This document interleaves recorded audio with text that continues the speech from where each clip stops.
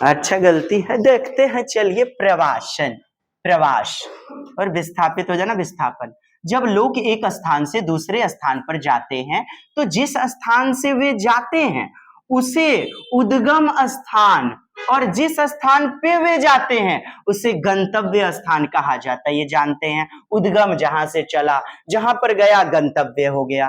प्रवास अस्थाई और अस्थाई और मौसमी हो सकता है। जैसे कई सारे पक्षी दूसरे मौसम में दूसरे जगह से आ जाते हैं भारत देश में, वो क्या कहलाते हैं? प्रवासी पक्षी। क्या कहलाते हैं?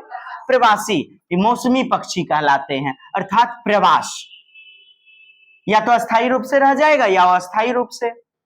यह ग्रामीण से ग्रामीण क्षेत्रों, ग्रामीण से नगर के क्षेत्रों की ओर जाते हैं, नगर से नगरीय क्षेत्रों और नगर से ग्रामीण क्षेत्रों तक हो सकता है।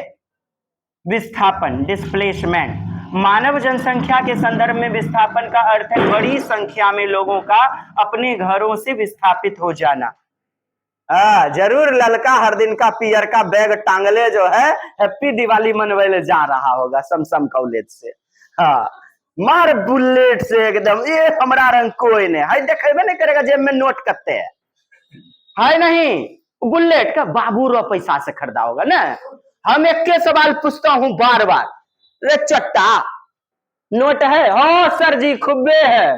के दिलो? बाबूजी। तो कट्ठा दो कट्ठा 500 बीघा जमीनो होगा? हाँ सर खूब है। क्या कर तोरो नामो के बाबू के नामो? तो बाबू के नामो पे, मतलब वो हो तोर बाबू के, ये अंगा नुंगा के दिया? नहीं बोल बोल सर बाबू। तो रे चट्टा जकरा पटियावे वो के धंधा कर रहा है, वो जब आएगा वो के कर नाम पे? तोर की खचरा करम जलवा टिकलहरा, तोरा टिक्की भुड़बड़ा दे चूल्ही में रे। हाँ, दादी माँ लोग अक्सर कहती थी नहीं। हाँ, तो वो बाबू के तो बुझबे नहीं करता है। अपनी जमीन अपना आसमान पैदा कर, कुछ कर कुछ कर, मेहनत कर और अपने लिए नोट छपी नहीं छापने की मशीन पैदा कर। वाह वाह वाह वाह।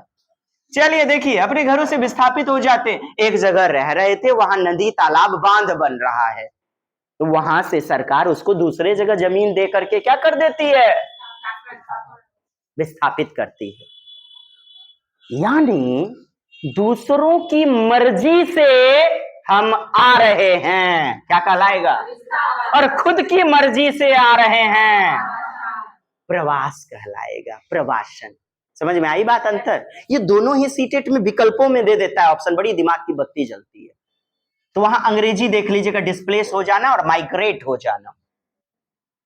यह गैर मानवीय गतिविधि और मानवीय गतिविधि दोनों के कारण हो सकता है। एक गैर मानवीय गतिविधि के रूप में जलवायु परिवर्तन के कारण एक स्थान का कृषि क्षेत्र से रेगिस्तान में परिवर्तित हो सकता है। इसके कारण लोगों को विस्थापन का सामना करना पड़ जाता है। दूसरी ओर से लोगों को सुरक्षा और अन्य आवश्यक सामग्री प्रदान कर सकने वाली और समान सामाजिक और राजनीतिक व्यवस्था देख रहे हैं, समाज के लोगों के द्वारा नदी तालाब नहर आदि का उत्खनन करना है। कारण मानवीय विस्थापन, उदाहरण मध्य प्रदेश, महाराष्ट्र और गुजरात राज्य में बांध निर्माण के कारण इस क्षेत्र के मूल निवासियों का विस्थापन का सामना करना पड़ता है और उन्हें अपना निवास स्थान छोड़ना पड़ता है। अप्रवासन तो आप जान ही रहे हैं। अप्रवासन एक ही प्रजाति के व्यक्ति की संख्या जो निश्चित समयावधि के दौरान किसी और जगह रहने आए हैं। जैसे अप्रवासी मजदूर कहते हैं ना, एक फिक्स लिमिट टाइम है। इमिग्रेशन एक फिक्स लिमिट टाइम, जो एक निश्चित समयावधि के दौरान किसी और जगह रहने आए।